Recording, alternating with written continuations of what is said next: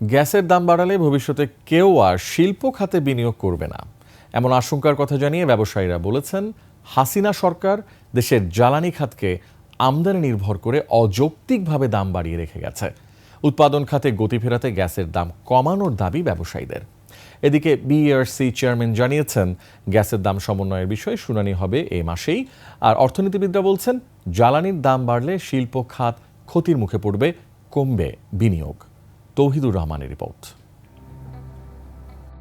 Gas বিদ্যুতের চাহিদা পূরণে আমদানির দিকেই বাড়তি মনোযোগ ছিল হাসিনা সরকারের, গুরুত্ব পায়নি জ্বালানি নিরাপত্তা ও দেশের শিল্প খাত।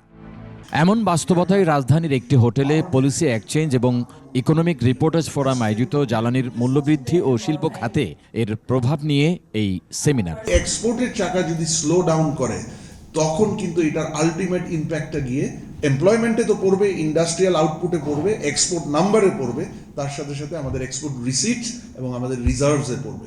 গত ৫ বছরে ২৬৯% বাড়িয়ে গ্যাসের দাম বিশ্বের অন্যান্য দেশের তুলনায় সর্বোচ্চ পর্যায়ে নিয়ে যায় হাসিনা সরকার। নতুন করে দাম বাড়ানো হলে শিল্পের চাকা বন্ধ হয়ে যাবে বলে মনে করেন ব্যবসায়ীরা। নতুন কেউ যদি এনার্জি ইন্ডাস্ট্রি করে তাকে 150% বাড়ানো হবে, এক্সপানশন করলে 50% বাড়ানো।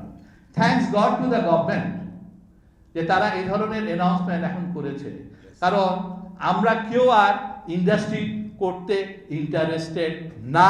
তিতাস কেন প্রফিট করবে? অনলি 9% শেয়ার পাবলিক দিয়ে তাদেরকে সেই শেয়ার রিকল করতে হবে। আর তিতাসের বোর্ডে আমি মনে করি as a largest stakeholder BTM এর রিপ্রেজেন্টেশন থাকতে হবে। বিশেষজ্ঞরা বলেন গত সরকারগুলোর ভুল নীতির কারণে দেশ সবসময় জ্বালানি সংকটে ছিল। 75 টাকা গ্যাস দিয়েও আমি ইন্ডাস্ট্রি চালাতে পারি। There are technologies now where you can, but there's a new technology, new industry. তো সরকারকে এটা বুঝতে হবে।